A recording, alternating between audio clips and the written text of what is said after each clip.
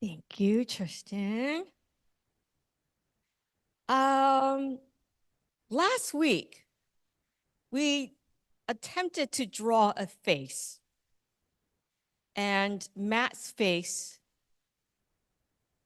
if anybody noticed his drawing, it was pretty wild.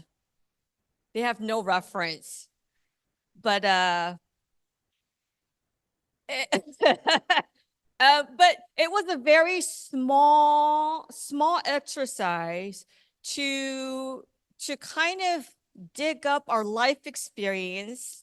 And we really talked about schemas, the generalizations of certain categories, that these schemas, whether good or bad, however they were intended, they can become a hindrance, right? They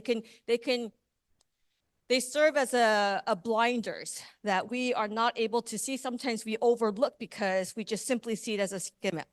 But I want to come back to the reference that Tristan read today. At the final day, God's vision for all of us. Notice those words that are mentioned: every tribe, every nation, every language. Could you imagine what that space might be filled with? I'm just imagining like the different smells. Like there's kimchi fried rice, and then right, curry on this side, and then don't forget the southern, the fried chicken, right? All that smell, and not just smell, but all the different sights you'll get to see, all the different experiences. And I want for us to see that God's vision for us isn't that we are all sanitized and come in a form that looks like God would approve and stand before the throne. No, each of us, uniquely as we are, every tribe, every nation, nobody is missed here. So let me start by saying my dad, I didn't realize how bad my dad's color blindness was. I'm not calling out colorblind because it skips over, right? So I was worried that Elijah might be colorblind, but he's all right. So his kids might. Anyway, so this was when we moved back to Korea, and we moved to an old Korean house. It was all made out of bricks, and this restroom was created like next to the house. So then they just built like a door. So nothing was insulated. If it's hot inside. If it's cold, it's freezing cold inside. And the lights are very dim. But every morning, my dad would wake up for the early morning prayer service. So he gets up before I do. And I would go to the restroom. We only had one restroom, which is really common. And I would wake up to this really wet, soggy used toothbrush. And I would say, who's and of course it was my dad. He being colorblind, it's hard for him to see which is his. So he's just grabbing, this must be mine. So I'm like, this is pretty bad. So I got a way different color. That didn't do no good. I had to really devise a plan. And so by the end of it, I figured out putting like globs of sticker around my toothbrush helped him to decipher that that was not his. But this really was a struggle. When we say, I don't see color, and I know you've heard that before, maybe there's a tendency for you to also want to say, I don't see color, because behind that, what are you trying to say? When we say, I don't see color, we're basically saying, I see everyone the same, right? I don't see you any different than her. I love you just as the way I love her, right? But does that really mean what it means when we say, I don't see color?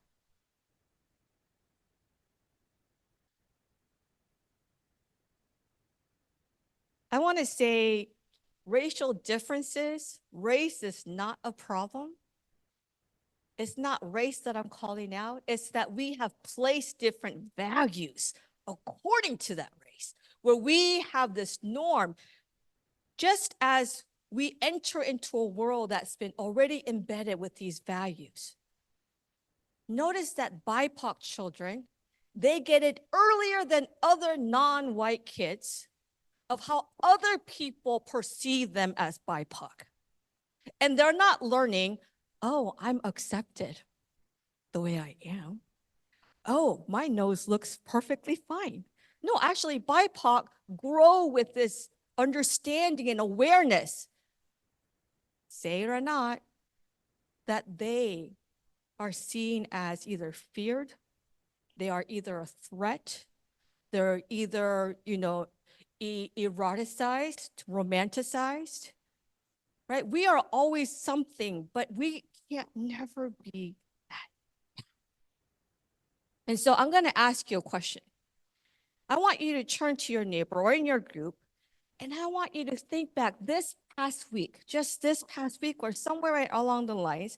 I want you to recall if there were any incidences or news that you've heard during the week where you think the society, where you think the community is trying to minimize or gloss it as not a racist thing.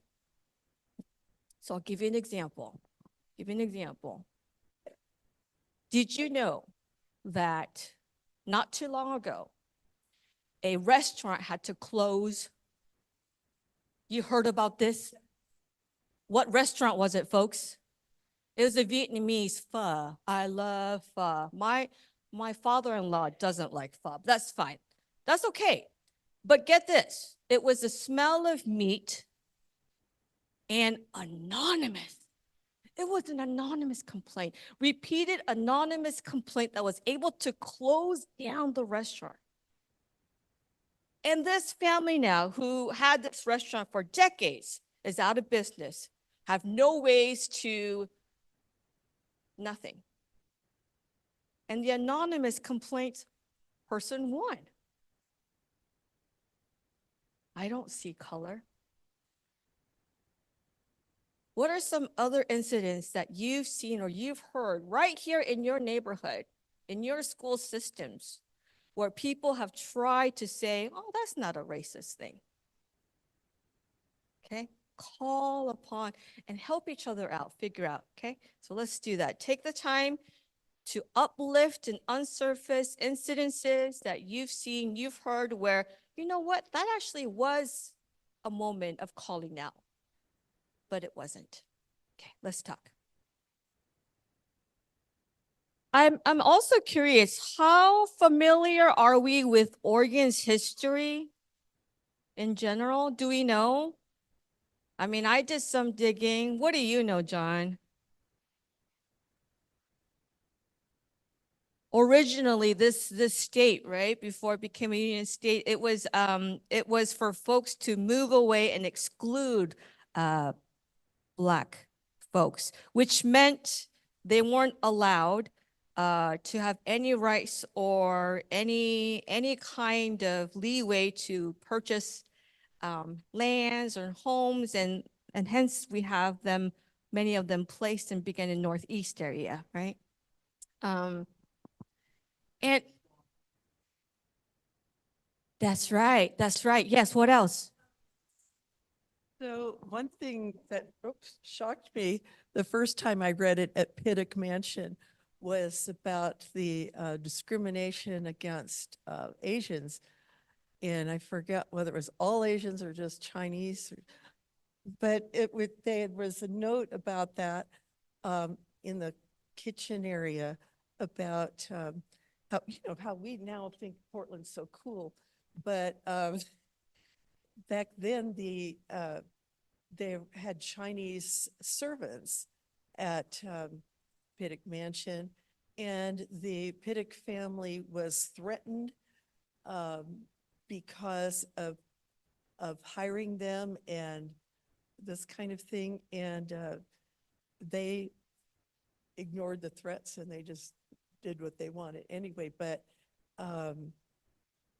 that was, it just shocked me that at the time, I think it was early 1900s, but that was such a thing that, they resented it taking their jobs, maybe, I don't know. Yeah.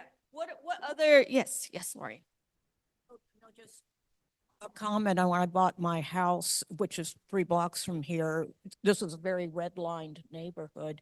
And I have the original deed restrictions from the mid-50s. No Negroes or Asians. You could not have bought a house here. But I wish you would. That's the thing, right?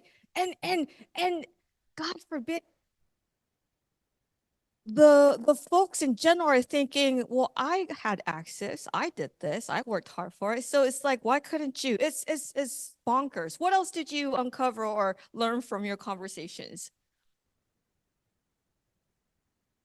The hate crime, how you report hate crime within Oregon, I learned is very, very, what should I call? Very tolerant. As in, it doesn't include stronger language, which would uplift and acknowledge there are other forms of harm that are probably not as, they're not capped as a hate crime. Unless you had insidious physical threat, you lost your arm or your, right? Unless it's that, they wouldn't count it as a hate crime. So that's one thing. Portland lags in a lot of areas. And we can see these incidents and be like, yeah. Or we can have the response that says, that isn't right. Not in my neighborhood. Not in my neighborhood.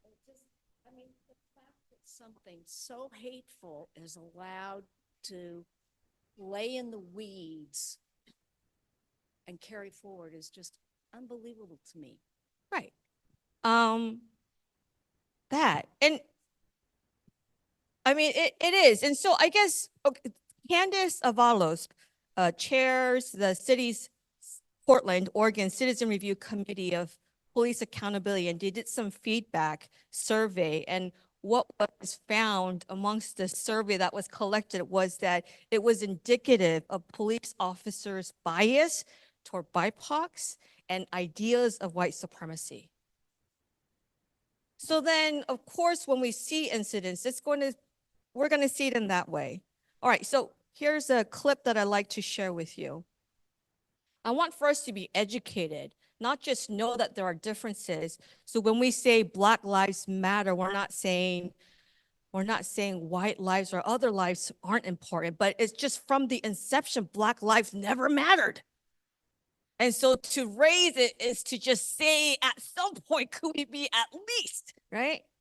But then we had other things come up. So here's one way. I don't see color. I don't care if a person is white, black, or pink, or polka dot. Here's a better way we can say, as someone, as a BIPOC who would see that, who would hear that response and say, you don't see color, that means you don't see me. You don't see color, it means that you're not seeing me, right? What you can say is, I'm learning. I'm learning that there are different peoples in different cultures, and I'm learning how we are all affected differently. Next one. We're all the same. We're all the same. We're all human beings. We all come from, but what's a better way? Can we read it out loud? God created us all different, and that's good. The challenge is not to turn those differences into prejudices that harm each other. You don't have to say verbatim, word by word, but you can say it in that kind of sense. Next one. Instead of excusing racism, and this is something you can do as an ally, when some people called out, oh, I know he used the word Negro, or I know he used the word slanted eyes, but I'm sure he didn't mean to be a racist. And making you feel better that way, like he didn't mean to be a racist. What he did, what you can do better is to say, you know what, I think that sounded like pretty harmful.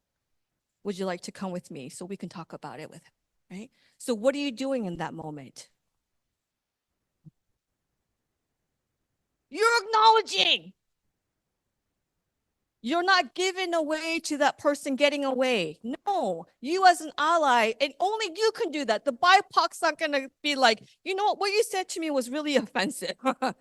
I wish we could do that, but it's threatening. There's risk to it. But allies can correct that. Next one. Instead of saying some of my best, this is my pet peeve. Oh my goodness. Nana, yeah?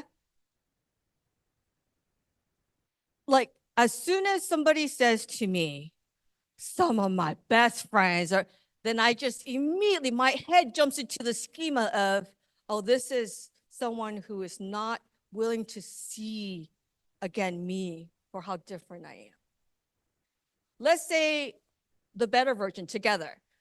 I wasn't raised around many different races of people, and my circle is not as diverse as I like it to be, but I'm working on it. Again, you don't have to say word by word verbatim, but this is a better response. It creates space. It makes way for more equity and more respectful relations to develop. And last one, you know, sometimes I use this as a joke because I've gotten so many, where are you from? And I know they're, so I've met white people who know that other people ask ignorantly. And so then I've been sarcastic and saying, well, I'm from Korea. And then I had white people say, no, that's not what I meant. Of course, that's not what you meant. But this is the pattern. How come you speak English so well? Like the Japanese Americans, they're fourth generation. They're astonished when they see white people speak Japanese because they're like, yeah, we can't speak Japanese, right? But still treated differently. So here's a better way together. I was born and reared in Kentucky, and my heritage is German and Norwegian. What about you? This would leave the confusion out, and I would know exactly what you are trying to get. And that's better than me trying to guess, is this person aware that when they ask where I'm from, they're raising the question, how am I speaking English so well, all that stuff? Or, right? So this is a better way of saying it. Friends, race is not the problem. It's that we have placed different values. And the world functions this way right now.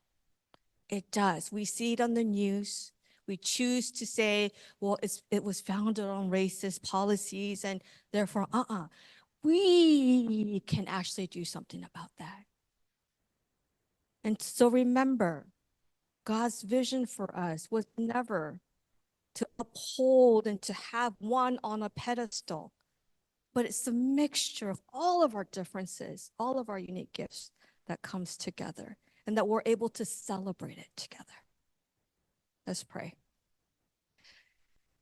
Martin Luther King reminds us, God, that history will have to record that the greatest tragedy of this period of social transition was not the strident clamor of bad people, but the appalling silence of the good people.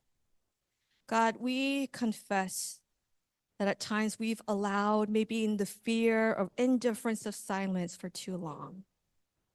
And that silence gives way for white supremacist values to take on. God, we know that change and transformation is slow, but we also know that we are here with a purpose to create a more kingdom-like community that mirrors the vision, the image that you have for us. So God, as we see these different values placed on different people, help us to stand in that moment, to hear your words, and to become an ally, to be the voice that needs to be voiced in those contexts, God. We thank you. All these things in your name.